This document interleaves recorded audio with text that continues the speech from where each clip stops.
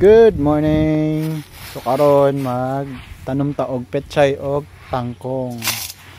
So first, ang atong buhaton ani is i-mix na to ang seeds sa balas.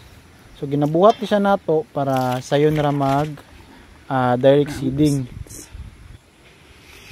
So ang usa ka pack sa Ramgo seeds is nay approximately 5,400 ka seeds. So nigamit niya ni og 5. So more or less 30,000 ka seeds. So i-mix na nato siya. Tapos kung medyo consistent na or kanang even ang mixture sa seeds ug sa balas, pwede na nato siya i-direct seeding. So pag direct seeding na to, ato ra ni siyang i-sabwag. Ato rang ibudbud sa yuta. Tapos ang amo ding gikuan diri is kanang plat, karaanin na mo siya nga basakan, so butangan na mo siya kanal para na siya irrigation. Dili na ta kinahanglan aning magbunyag, kinanaman siya kanang unay nga tubig. So diri amo lang gisabwag ang mga seeds. So budbud lang, budbud. Ibang sini nga damo ba? Ay takal kita na di mo madamulan ka.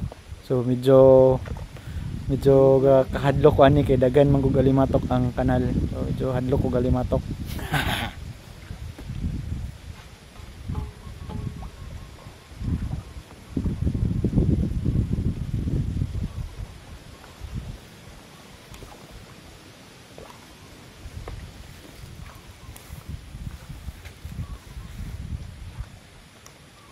So ang usa ka plat anis mo consume siya og 5 packs nga Ramgo seeds. So na siya sa usa ka plat is around 30,000, more or less 30,000 ka seeds ang among gitanom. So nami tulo ka plat. Ang isa ka plat is ang among gibutang is puro sa petchay. Yun sa duha ka plat is puros pud siya tangkong or kanang Chinese tangkong. Tapos after nimo siya ibudbud, ginakuha na mo siya og Greek. Kahig na mo og Greek para matabunan ang mga seeds kay daghan mo gud mi diri og kuan, daghan mi og manok. So possible nga basig kauno nila ang mga seeds, sayang pud ang seeds. So nanami sa ikaduha nga plat ang gitanom niya ang anis tangkong na.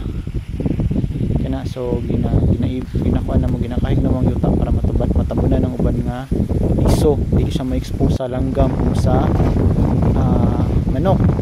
Tapos after na mo siya makuan, matabunan ng mga liso, amo din siya ong basaon, bisbisan na mo siya gamay. So grabe ra kay kasayon pag bisbis kinara sa kilid ang tubig. Okay.